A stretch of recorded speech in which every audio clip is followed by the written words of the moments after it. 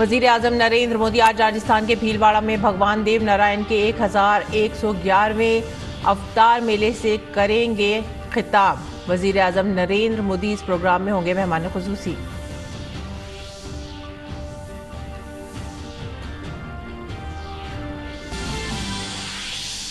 वजीर आजम नरेंद्र मोदी आज शाम नई दिल्ली के करप्पा परेड ग्राउंड में सालाना एनसीसी पीएम रैली से करेंगे खिताब। इस दौरान बेहतरीन कैडेट्स को अवार्ड भी देंगे वजीर आजम।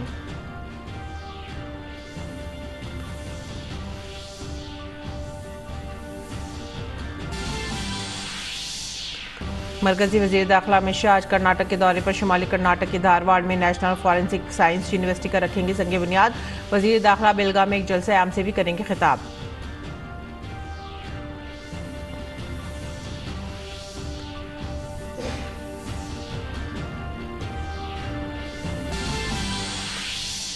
भारत की G20 सदारत के तहत 2 रोज़ा स्टार्टअप 20 इंगेजमेंट ग्रुप की आज हैदराबाद में होगी पहली मीटिंग। इस मीटिंग में G20 ममालिक के नुमाइंदे और मुबस्सिर ममालिक के खुसूसी मंदूबीन, कसीरुल जहती तंजीमों के नुमाइंदे और भारतीय स्टार्टअप माहौलियाती निज़ाम के नुमाइंदे भी करेंगे शिरकत।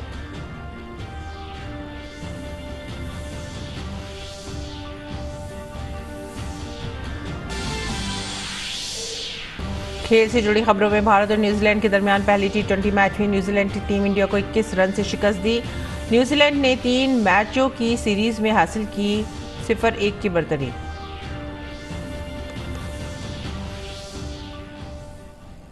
आदाब नाज़रीन, उर्दू खबरों में आप सभी का खैर मकदम है। मैं हूं सादी अलीम। नजर डालते इस वक्त की खास खबरों पर। सबसे पहले बात वजीर आजम नरेंद्र मोदी के दौरे राजस्थान की। वजीर आजम नरेंद्र मोदी आज राजस्थान में भीलवाड़ा के मालसेरी में भगवान देव नारायण की पूजा करेंगे और उसके बाद एक बहुत बड़े जलसा आम से भी खिताब करेंगे। वजीर आजम के तौर पर 70 सालों में पहली बार ये होगा कि वजीर आजम गुज्जर बिरादरी के देवता देव नारायण की जाए पैदाइश पहुंचेंगे। पेश है इसकी तफसीलात। भगवान देव नारायण के 1111वें अवतरण दिवस के मौके पर वजीर आजम नरेंद्र मोदी राजस्थान में उनकी जाए पैदाइश मालसेरी में मौजूद रहेंगे। वहां वो पूजा आरती और नजराना अकीदत भी पेश करेंगे। आज़ादी की 7 दहाइयाँ बीत जाने के बाद यह ऐसा पहला मौका होगा जब गुज्जर समाज के आराध्य देव की जाए पैदाइश पर वजीर आजम नरेंद्र मोदी भगवान देव नारायण को खराज अकीदत पेश करेंगे। इस मौके को और भी खास बनाने के लिए देव नारायण जी के 1111वें अवतरण दिवस पर पूरी रियासत के साथ साथ मुल्क के कई हिस्सों में 1111 किलो पीले चावल भी तकसीम किए गए, जो राजस्थान की एक बेहद कदीम रिवायत है। इस खास मौके के लिए वजीर आजम को मदऊ किया गया, जिसमें वो शिरकत करने यहाँ पहुँचेंगे। इस तकरीब को तारीखी बनाने के लिए बड़ी तादाद में राजस्थान के अलावा मुल्क की दीगर रियासतों से लाखों अकीदतमंद यहाँ पर मौजूद रहेंगे। मोदी जी की इंतजार कल से बहुत जबरदस्ती हो रही है और भीड़ इतनी तादाद से है जो बहुत कमी आ रही है और लोग बाग आने के लिए बहुत गाड़ियां घोड़ा अफसर अधिकारी कर्मचारी सब लग रहे हैं। राजस्थान के 1 करोड़ गुर्जर समाज के लोग उनका तहे दिल से स्वागत करना चाहते हैं और आज पहले हिंदुस्तान के कोई भी प्रधानमंत्री और कोई भी बड़े नेता वसुंधरा जी के अलावा यहाँ नहीं आए। इसलिए माननीय प्रधानमंत्री जी के लिए सभी राजस्थान और पूरे भारत के गुर्जर समाज के लोग उनके तन मन धन से साथ हैं और रहेंगे। माना जाता है कि देव नारायण भगवान विष्णु के अवतार हैं, जिनके पास कई रूहानी ताकतें थीं। साथ ही साथ वो एक बड़े गौ रक्षक के रूप में भी पूजे जाते हैं, जिनके पास 1 लाख से ज्यादा गायें थीं। भगवान देव नारायण को एक जंगजू के तौर पर भी पूजा जाता है, जिन्होंने उस वक्त गैर मुल्की दरअंदाजों को करारा जवाब दिया था। मकामी लोगों को उम्मीद है कि वजीर आजम नरेंद्र मोदी के यहाँ आने से इस देव स्थल को कॉरिडोर की तर्ज पर फरोग दिया जाएगा। प्रधानमंत्री नरेंद्र मोदी जी यहाँ पे दर्शन करने के लिए पधार रहे हैं और भगवान श्री देव नारायण जी के खीर और मालपुआ का भोग लगवाएंगे और पहले धोख लेंगे, फिर चरणामत देंगे और फिर भगवान श्री देव नारायण जी की मोदी जी आरती करेंगे। हम मोदी जी का बहुत बहुत स्वागत करते हैं कि हमारे ऐसे पहले देश के प्रधानमंत्री हैं जो हमारे आराध्य देव देव नारायण भगवान को मालाश्री डूंगरी आके और एक कॉरिडोर की सौगात दे रहे हैं। बहुत ही हमारे गुजर समाज के लिए, पूरे हिंदुस्तान नहीं वर्ल्ड के गुजरों के लिए एक बहुत ही बड़ी गौरव की बात है। वजीर आजम नरेंद्र मोदी मालसेरी में अपने 2 घंटे के प्रोग्राम के दौरान भगवान देव नारायण की पूजा अर्चना के साथ साथ एक बड़े जलसा आम से भी खिताब करेंगे, जिसमें राजस्थान के भीलवाड़ा, अजमेर, टोंक, सवाई माधोपुर, राजसमंद, चित्तौड़गढ़ जिलों के साथ साथ उत्तर प्रदेश, हरियाणा, पंजाब, दिल्ली और दीगर रियासतों से बड़ी तादाद में लोग पहुंच रहे हैं। Bureau report, TT news. वज़ीर-ए-आज़म नरेंद्र मोदी आज नई दिल्ली के करबाग परेड ग्राउंड में सालाना एनसीसी पीएम रैली से भी खिताब करेंगे। इसके साथ वज़ीर-ए-आज़म बेहतरीन कैडेट्स को अवार्ड से भी नवाजेंगे। इस रैली में एक भारत श्रेष्ठ भारत के थीम पर सकाफती प्रोग्राम भी होगा। वासुदेव कुटुंबकम के हकीकी भारतीय जज्बे के तहत 19 ममालिक के 196 अफसरान और कैडेट्स को तकरीबात में शिरकत के लिए मदऊ किया गया है। इस साल एनसीसी अपने क़याम का 75वां साल मना रही है। इस रैली की तैयारियों का जायजा लिया हमारे नुमाइंदे क्रिश निशाना ने।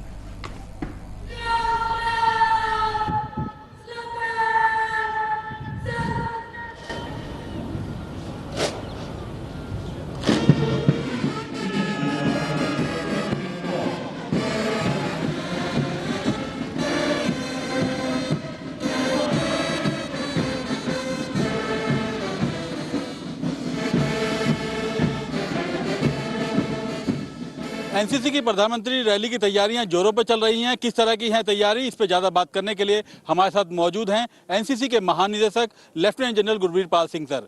सर, किस तरह की तैयारी चल रही है? आप चारों तरफ कैमरा पैन करके देख सकते हैं, पूरे जोर शोर से तैयारियां चल रही हैं। कैडेट्स में बहुत जोश है, उत्साह है। 75 साल बेमिसाल एनसीसी की जो प्राइम मिनिस्टर रैली है इस साल, उस समय एनसीसी कुछ खास प्रोग्राम करेंगे। इस बार कुछ अलग हटके होगा अन्य वर्षों की वजह से? बिल्कुल अलग हटके। इस बार क्या सर 19 देशों के कैडेट भी मार्च पास्ट में निकलेंगे? बिल्कुल, यूथ एक्सचेंज प्रोग्राम के दौरान 19 देशों से कैडेट्स आए हैं, वो पूरा हिस्सा लेंगे, मार्च पास्ट भी करेंगे और हमारे कैडेट्स तो मार्च पास्ट करेंगे ही करेंगे। दिल्ली निदेशालय के कर्नल नीरज सूद हमारे साथ हैं, बात करते हैं। सर, किस तरह के कार्यक्रम का आयोजन होगा? इस बार का जो एनसीसी का पीएम रैली है ये काफ़ी स्पेशल है, क्योंकि फर्स्ट टाइम ये कार्यक्रम रात को ऑर्गेनाइज किया जा रहा है। अब तक जितनी भी रैलीज हुई ये डे के दौरान हुई, और रात का जो इफ़ेक्ट आएगा और बच्चों ने जो प्रिपरेशन की है कल्चरल प्रोग्राम और परेड की, ये इस बार की खास एक्टिविटीज़ होंगी। एक एनसीसी की स्पेशल मूवी भी बनाई गई है।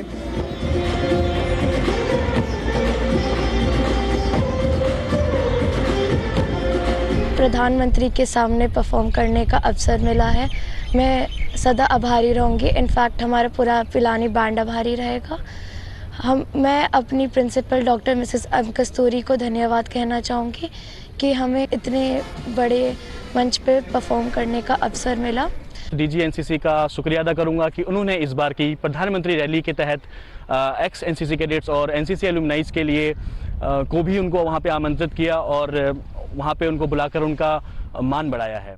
एनसीसी की प्रधानमंत्री रैली को लेकर कैडेट काफी उत्साहित नजर आ रहे हैं। इस बार की प्रधानमंत्री रैली पिछले सालों की अपेक्षा कुछ अलग हटके होगी। इस बार कार्यक्रम दिन में आयोजित नहीं है, बल्कि शाम को ये कार्यक्रम आयोजित होगा, जिसमें प्रधानमंत्री नरेंद्र मोदी सर्वश्रेष्ठ कैडेटों को पुरस्कृत भी करेंगे। कैमरामैन महेश शर्मा के साथ गिरीश निशाना, डीडी न्यूज, दिल्ली। और आइए रुख करते हैं दीगर खबरों का। मरकजी वजीर दाखिला अमित शाह आज कर्नाटक के दौरे पर रहेंगे। अमित शाह शुमाली कर्नाटक के धारवाड़ में यूनिवर्सिटी ऑफ एग्रीकल्चर साइंस के कैंपस में नेशनल फॉरेंसिक साइंस यूनिवर्सिटी का संग बुनियाद रखने के अलावा बेलगाम में एक अवामी जलसे से भी खिताब करेंगे। इस दौरान वो हुबली, धारवाड़ और बेलगावी में रोड शो समेत दीगर कई प्रोग्रामों में भी हिस्सा लेंगे। एक माह में ये उनका कर्नाटक का दूसरा दौरा है।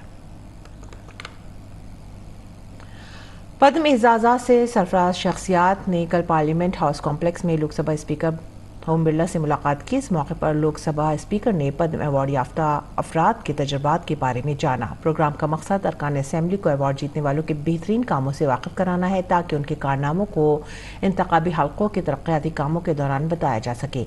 इस मौके पर लोकसभा के कई मेंबरान पार्लियामेंट भी मौजूद रहे।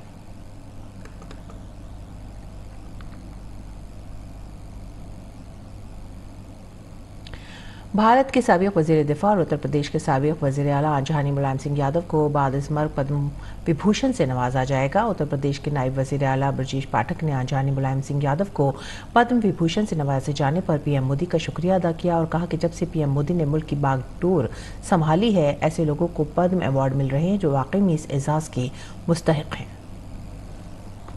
गणतंत्र दिवस के शुभ अवसर पूरे प्रदेशवासियों को, देशवासियों को शुभकामनाएं देता हूं। आदरणीय प्रधानमंत्री नरेंद्र मोदी जी का बहुत हृदय से आभार प्रकट करता हूं कि उत्तर प्रदेश राज्य के विभिन्न क्षेत्रों में काम करने वाले लोगों को पद्म सम्मान दिए गए हैं और इस बार चयन जब से आदरणीय प्रधानमंत्री नरेंद्र मोदी जी ने देश की कमान संभाली है, ऐसे लोगों को पद्म सम्मान मिल रहे हैं जो वास्तव में महसूस होता है उनको मिलना चाहिए। और केरल से ताल्लुक़ रखने वाले सामाजिक कारकुन और मौरिख CI इसाक को अदब और तालीम के मैदान में नुमाया खिदमात के लिए पद्मश्री से नवाजा जाएगा। पद्मश्री अवार्ड के ऐलान पर उन्होंने हुकूमत का शुक्रिया अदा किया और कहा, मैं ये एजाज़ हासिल करके बेहद खुश हूँ। I never expected such a award from any source. 50 years of my service to the nation, to the society, is really recognized by Government of India. But I am very happy. Really, it's a turning point in my life. I'm more than 70 plus years, and in the meantime, I rejuvenated. I became more young.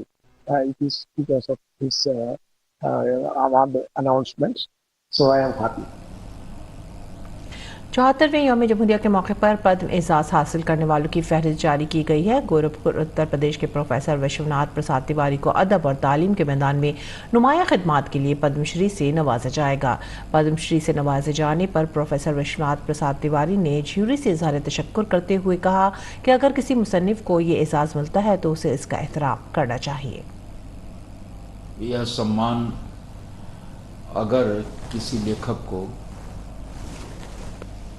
बिना मांगे, बिना कोई प्रयत्न किए अगर प्राप्त होता है तो उसे इसका आदर करना चाहिए। इसलिए मैं इस सम्मान का आदर करता हूँ। और मैं एक ऐसा लेखक हूँ जो किसी संगठन या किसी दल से संबद्ध नहीं है।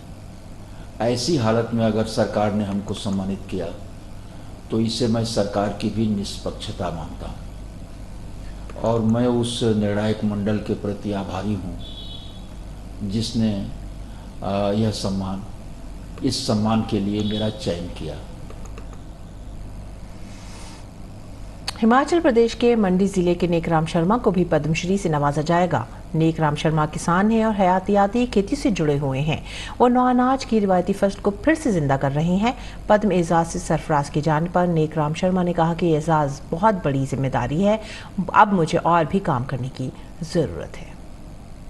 मैं मानता हूँ कि मैंने कोई बहुत बड़ा काम नहीं किया, परंतु मुझे लग रहा है कि अगर बहुत सारे बड़े बड़े अधिकारियों ने इस काम को सराहा है और मुझे ये सम्मान मिला तो मुझे लगता है कि अब तो मुझे, अगर मैं अभी तक 14 घंटे काम करता था तो मुझे 18 घंटा करना चाहिए, क्योंकि ये एक बहुत बड़ा जिम्मेवारी है। इतना सम्मान मिलना, इसके बाद मैं अब और स्पीड अपनी बढ़ाना चाहूँगा, इस मेरा प्रमाण है। और पद्मश्री मिलने पर अदाकारा रवीना टंडन ने कहा कि पद्म अवार्ड उनके 30 साल के कैरियर पर मुश्तमिल है।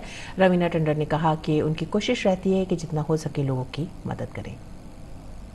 बहुत अच्छा लग रहा है, मेरे 30 साल के करियर को पूरा इनकैप्सुलेट करता है और रिकग्नाइज करता है और अप्रिशिएट करता है इतने सालों का जो काम रहा है। और मैं समझती हूँ मैं उन लकी आर्टिस्ट में से हूँ जहाँ मेरे कमर्शियल हिट्स भी रहे हैं और अवार्ड विनिंग फिल्म्स भी रही हैं, जाके सत्ता हुए, शूल हुए, गुलाम मुस्तफ़ा, अक्स, ये सब अवार्ड विनिंग फिल्म्स रहे हैं। सत्ता तो मधुर भंडारकर जी की। तो एक बस धन्यवाद ही करना चाहती हूँ हमारी ऑडियंसेस को कि उन्होंने मुझे हर किरदार में चाहा, हर किरदार में अपनाया, तो उसके लिए मैं बहुत बहुत आभारी रहूँगी। और छत्तीसगढ़ की पंडवानी गुलकारा उषा बार्ले को फन के शोबे में पद्मश्री अवार्ड मिला है।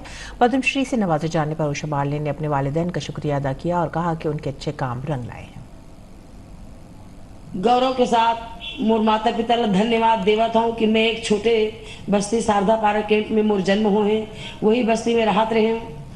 आज वो माता पिता मन कौन सा पुण्य करे रहिस जेकर फल आज ओकर बेटी ला मिलिस, जेकर माध्यम से आज वो माता पिता के नाम आज पद्मश्री और देश और विदेश तक में पहुंच गए।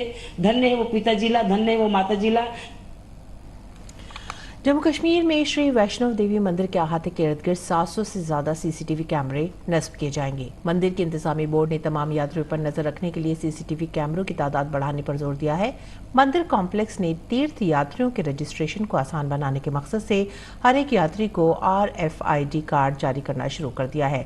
साल 2022 में 91 लाख से ज्यादा अकीदतमंदों ने मंदिर का दर्शन किया, जो पिछले 9 सालों में सबसे ज्यादा था।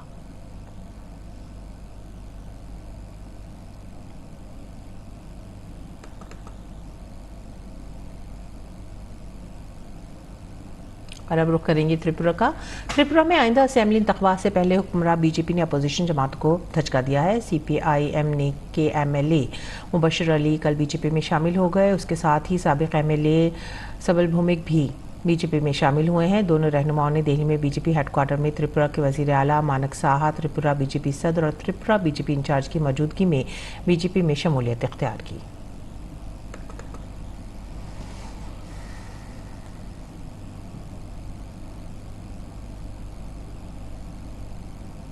मुल्क की सकाफत और सियाहत को फ़रोग़ देने के मकसद से मरकज़ी वज़ारत सियाहत की तरफ से 26 जनवरी से दिल्ली के लाल किले के अहाते में 6 रोज़ा प्रोग्राम भारत पर्व का इनेकाद किया गया है। सियाहत की वज़ारत की तरफ से लाल किले पर मिशन लाइफ थीम पर एक पवेलियन कायम किया गया है।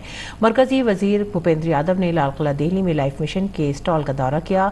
मिशन लाइफ का मौजू लोगों में तर्ज़ ज़िंदगी के तई बेदारी पैदा करने और तालीम याफ्ता बनाने के लिए मुंतखब किया गया है, जो पायदार ज़िंदगी को फ़रोग़ देने के साथ ही मौसमियाती तब्दीलियों से निपटने में मदद कर सकती हैं। इस दौरान मरकजी वजीर भूपेंद्र यादव ने भी लोगों से मुलाकात की। मीडिया से बात करते हुए मरकजी वजीर ने कहा कि मुझे खुशी है कि तमाम नौजवानों माहौल दोस्त तर्ज जिंदगी के लिए अपना जोश दिखा रहे हैं। भारत की G20 सदारत में स्टार्टअप 20 इंगेजमेंट ग्रुप की मीटिंग आज से हैदराबाद में होगी। इस 2 रोज़ा इजलास में G20 ममालिक के नुमाइंदे और मुबस्सिर ममालिक के खुसूसी मेंबरान भी शिरकत करेंगे। कसीरुल जहती तंजीमों के नुमाइंदों के अलावा भारतीय स्टार्टअप इकोसिस्टम के नुमाइंदे भी मीटिंग में शामिल होंगे। इस इजलास में आने वाले बरसों के दौरान G20 ममालिक की एंटरप्रेन्योरशिप और इख्तराई तरजीहात पर बातचीत का इम्कान है। तवक्को है कि इस इजलास से स्टार्टअप को ताउन देने और स्टार्टअप कॉरपोरेट्स, सरमायाकारों, इख्तराई एजेंसियों और इकोसिस्टम के अहम स्टेक होल्डर्स के लिए एक आलमी खाका तैयार किया जाएगा।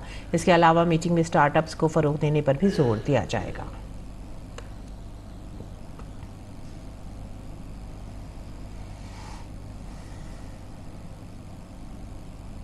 और मुंबई में कल शाम साल 2023 के शंघाई ताउन तंजीम फिल्म फेस्टिवल की शुरुआत हो गई है। इत्तलात और नशरियात के मरकजी वजीर अनुराग सिंह ठाकुर ने इसका इफ्तिताह किया।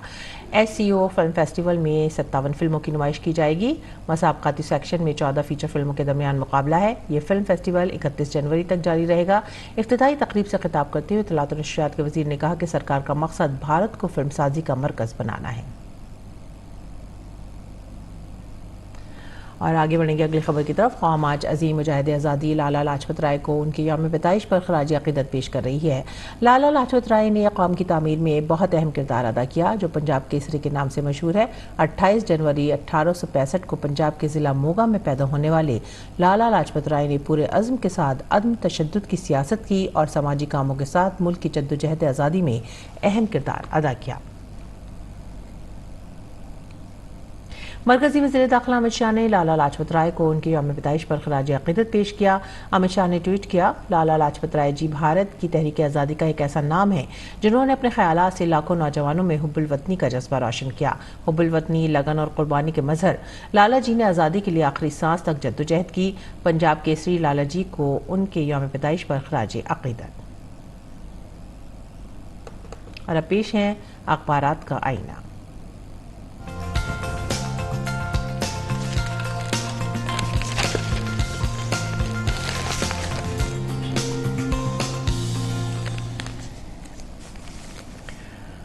उर्दू अखबारात के जायजे में जो सबसे पहली सुर्खी हम ले रहे हैं वो रोज़नामा राष्ट्रीय सहारा से, और ये है सिंधु आबी मुआहदे में तरमीम के लिए हिंदुस्तान ने पाकिस्तान को नोटिस जारी किया। पाकिस्तान की मनमानियों की वजह से मुआहदे पर असर पड़ने का इल्ज़ाम लगाया। हिंदुस्तान ने 62 साल पुराने सिंधु आबी मुआहदे के सिलसिले में पाकिस्तान की मनमानी और आलमी बैंक के जरिए दफात की खिलाफ वर्जी से पैदा होने वाले हालात में इस मुआहदे में तरमीम के जाने के मुतालिक पाकिस्तान को एक नोटिस जारी किया है। जो अगली खबर है वो है रोज़नामा सहारा से ही अगली सुर्खी हम ले रहे हैं, और ये है म्यारी और सस्ती दवा से आम आदमी को फ़ायदा होगा। मनसुख मांडविया, उन्होंने कहा है कि मुल्क में म्यारी और सस्ती अद्वियात तैयार करने पर जोर देते हुए सेहत और ख़ानदानी बहबूद के मरकज़ी वज़ीर मनसुख मांडविया ने जुमे को कहा कि इससे आम आदमी को काफ़ी फ़ायदा हासिल होगा। आगे बढ़ेंगे हमारा समाज की तरफ। हमारा समाज ने जो सुर्खी बनाई है, पहली सुर्खी है इसराइली हमले में 9 फ़िलिस्तीनी जाँ बहक, 3 दिन के सोग का ऐलान। फ़िलिस्तीनी हुक्काम ने आलमी बरादरी से आवाज़ उठाने की अपील की, मामले को बैनुल अक़वामी अदालत में ले जाने का ऐलान किया। इसके बाद की जो सुर्खी है वो है 2024 चुनाव के लिए संघ की हिकमत अमली का आगाज़, RSS के ज़िम्मेदारान और मुस्लिम रहनुमाओं की दूसरी मुलाकात। इसके बाद हमारे मशरिक़ की अगली सुर्खी जो है वो है बीटिंग रिट्रीट तकरीब की फुल ड्रेस रिहर्सल आज। ट्रैफिक पुलिस तकरीब की तैयारियों में मसरूफ़, मुसाफिर मुतअद्दिद रास्तों से गुरेज करें, ट्रैफिक जाम रहने का इम्कान। तो नाज़रीन, ये हैं आज के उर्दू अखबारात, और इसके बाद अब रुख करेंगे बैनुल अक़वामी ख़बरों का। बैनुल अक़वामी ख़बरों में जो पहली खबर ले रहे हैं वो है इसराइली वज़ीर आज़म बेंजामिन नेतन्याहू ने यरूशलेम में फायरिंग के मकाम का दौरा किया है। यरूशलेम में एक मजहबी मकाम पर अंधाधुंध फायरिंग से 7 अफराद हलाक हो गए। इसके साथ ही इस हमले में तकरीबन 10 अफराद ज़ख्मी भी हुए हैं। इसराइल ने इसे एक दहशतगर्दाना हमला करार दिया है। इसराइल पुलिस ने बताया है कि हमला मक़बूज़ा मशरक़ी यरूशलेम में यहूदियों के महल्ले न्यू याकूफ में हुआ है। इसराइल का कहना है कि हमला एक फ़िलिस्तीनी शहरी ने किया था। अमरीका समेत कई ममालिक ने इस हमले की शदीद मज़म्मत की है। और इस बीच रूस और यूक्रेन के दरमियान जारी तशद्दुद पर यूक्रेन के सदर ज़ेलेंस्की ने कहा है कि मौजूदा सूरत हाल नहायत संगीन है। ज़ेलेंस्की ने कहा कि रूस मशरक़ी डोनेट्स्क के इलाके में जारहाना अंदाज में आगे बढ़ रहा है। यूक्रेन के सदर ने रूसी मिसाइल हमलों पर भी तशवीश का इजहार करते हुए कहा कि इन हमलों से यूक्रेन के कई गाँव और कस्बे मुकम्मल तौर पर तबाह हो गए हैं। ज़ेलेंस्की ने कहा कि पेरिस में मुनक़्क़िद होने वाले ओलंपिक गेम्स में रूसी एथलीट्स के लिए कोई जगह नहीं होनी चाहिए। उधर पेरू में सदर जैना बोलोराते ने कहा है कि वो हुकूमत मुखालिफ मुजाहिरों के दरमियान आम इंतखाबात के इनेकाद पर गौर कर रहे हैं। मुजाहिरीन मौजूदा सदर के इस्तीफे का मुतालबा कर रहे हैं। इसके साथ ही वो मुल्क में क़ब्ल वक्त इंतखाबात, कांग्रेस को तहलील करने और तिजारत दोस्त आइन बनाने का मुतालबा भी कर रही हैं। पेरू में सदर पेड्रो कैस्टेलो के खिलाफ मुआवजे की वोटिंग को रोकने के लिए मुक़न्नना को तहलील करने की कोशिश और गुज़िश्ता साल दिसंबर में सदर को माज़ूल किए जाने के बाद से मुजाहिरों में शिद्दत आई है। पुरतशद्दुद मुजाहिरों के नतीजे में अब तक 50 से ज़ायद अफराद हलाक भी हुए हैं। न्यूजीलैंड में मूसलाधार बारिश का कहर जारी है। बारिश की वजह से सैलाब जैसी सूरत हाल पैदा हो गई है। ऑकलैंड शहर में सैलाब जैसी सूरत हाल को देखते हुए इमरजेंसी का ऐलान कर दिया गया है। अफसरान ने कहा है कि सैलाब की वजह से सड़क राब्ते मुतासिर हुए हैं। इमदादी कारकुन लोगों को महफूज मकामात तक पहुँचाने में मसरूफ़ हैं।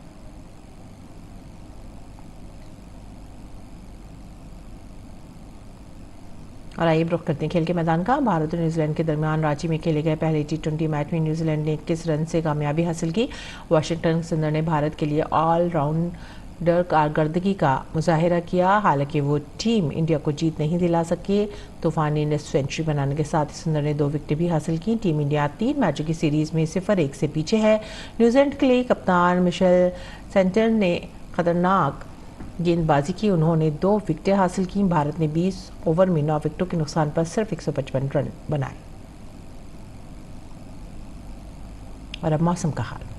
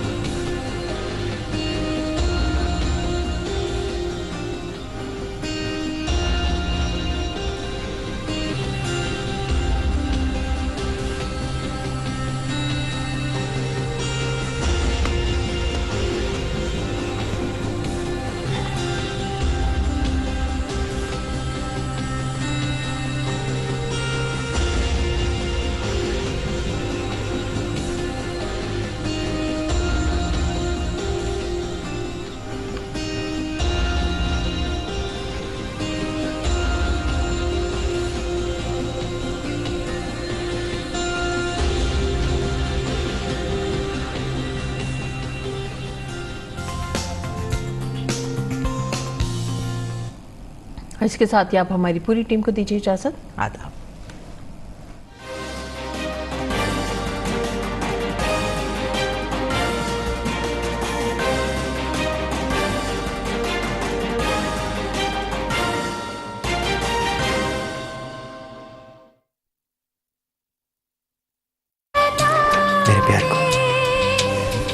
मैं इसे अपने से कभी जुदा नहीं करूंगी आर्यन।